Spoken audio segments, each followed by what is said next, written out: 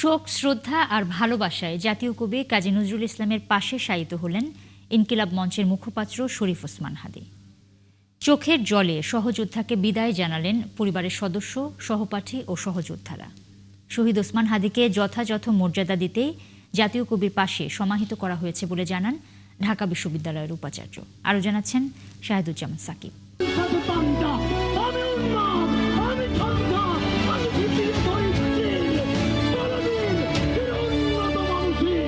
এই মহান বাণীতে উজ্জীবিত হয়ে ইনসাফের রাজনীতির স্বপ্ন দেখা শরীফ ওসমান হাদী শায়িত হলেন জাতীয় কবির পাশেই।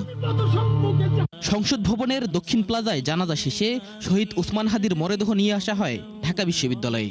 বেলা 3:30টায় চোখের জলে এ জুলাই যোদ্ধাকে সমাহিত করেন পরিবারের সদস্য ও সহপাঠীরা। ইনসাফ ভিত্তিক রাজনীতির স্বপ্ন দেখা শহীদ ওসমান হাদীর কবর ছুঁয়ে তার স্বপ্ন বাস্তবায়নের প্রতিশ্রুতি দিলেন বিভিন্ন রাজনৈতিক সংগঠনের নেতারা। ওসমান হাদী ভাই যে স্বপ্ন দেখেছিলেন সেই স্বপ্নের জন্য তিনি শহীদ হয়েছেন। সেই সোনার বাংলাদেশ, সেই নতুন বাংলাদেশ, ইনসাফের বাংলাদেশ, সেটা যেন আমরা গঠন করতে পারি। আজকের জানাজার নামাজ থেকে আমরা সেই শপথই গ্রহণ করছি।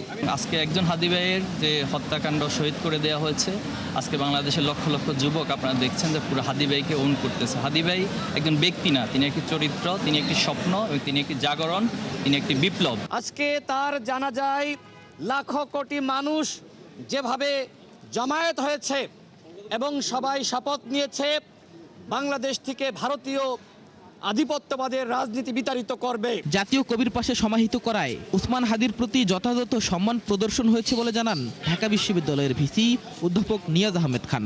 ঢাকা বিশ্ববিদ্যালয়ের এই কবরস্থানে সমাধিতে খুব অল্প সংখ্যক সৌভাগ্যবান মানুষের স্থান হয়। আপনারা সেটি জানেন, শেষবার 2012 সালে এরকম একটি সিদ্ধান্ত নেওয়া হয়েছিল আমাদের একজন শ্রদ্ধেয় সহকর্মীর জন্য।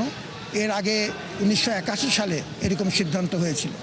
এবার এই কবরস্থানে তাকে স্থান দেওয়ার মাধ্যমে ঢাকা বিশ্ববিদ্যালয়ে তাকে সম্মাননা জানালেন সারা দেশবাসীর পক্ষ থেকে। শুক্রবার ঢাকা বিশ্ববিদ্যালয়ের বিশেষ এক সভায় শহীদ ওসমান হাদীকে জাতীয় কবি কাজী নজরুল ইসলামের সমাধির পাশে দাফন করার সম্মতি দেয় বিশ্ববিদ্যালয় প্রশাসন। শাহেদুজ্জামান সাকিব, 71, ঢাকা।